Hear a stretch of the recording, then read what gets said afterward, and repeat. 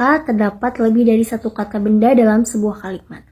Jadi dalam konteks tes seperti TOEFL ini tuh kayak sering kali ada kebingungan mengenai siapa yang melakukan tindakan atau apa yang terjadi pada setiap kata benda yang disebutkan.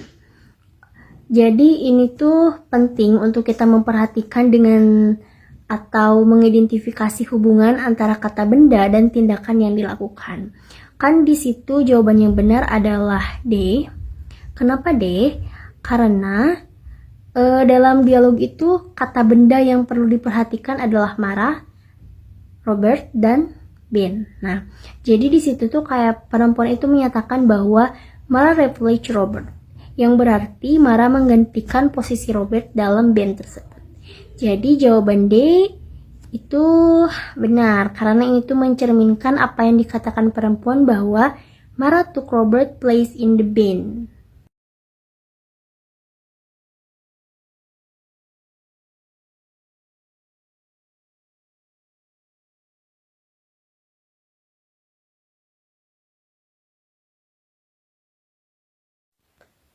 Selanjutnya, saya akan menjelaskan exercise 6, yaitu terdiri dari pembahasan 1, 2, dan 3. Sini saya akan menjelaskan nomor 1 terlebih dahulu. Kita dengarkan audionya. Number 1. The passenger arrived in a taxi. Yes, and then she had the taxi driver wait at the corner. What does the woman mean? Jadi dalam audio tersebut itu menceritakan penumpang tiba dengan taksi, lalu dia itu menyuruh supir taksi untuk menunggu di sudut jalan. Nah, jawaban yang paling tepat adalah B. The passenger looked for a taxi at the corner.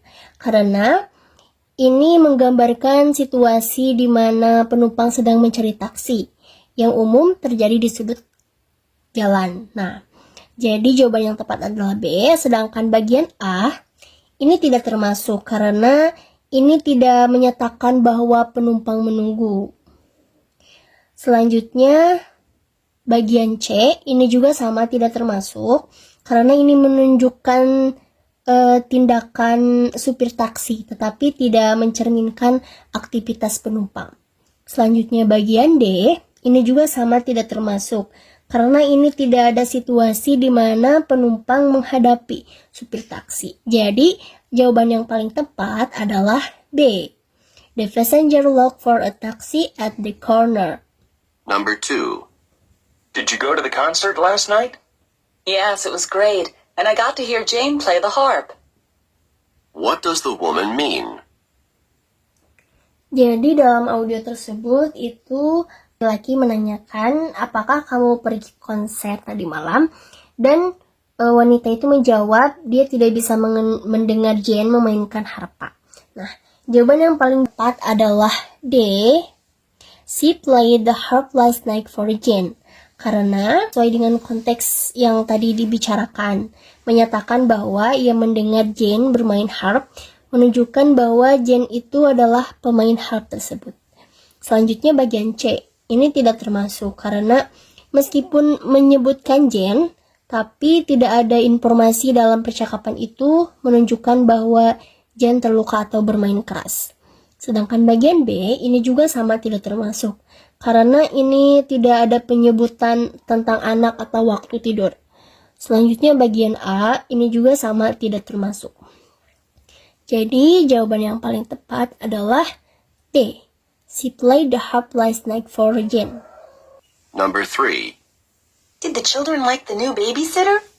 Not really, because she made them go to bed early.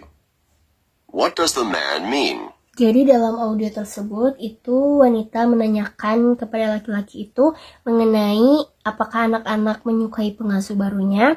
Lalu laki-laki itu dia itu tidak benar karena dia membuat mereka tidur awal. Nah, jawaban yang paling tepat adalah B. The children were forced to go to bed early. Nah, ini adalah pilihan yang tepat karena sesuai dengan konteks yang tadi ada di percakapan. Nah, ini juga menyatakan bahwa babysitter membuat anak-anak tidur lebih awal. Jadi menunjukkan bahwa anak-anak tidak memiliki pilihan dalam hal ini. Sedangkan bagian A ini tidak termasuk karena pada percakapan itu menyebutkan bahwa dia yang merajuk pada babysitter. Selanjutnya bagian C, ini juga sama tidak termasuk karena tidak ada penyebutan tentang babysitter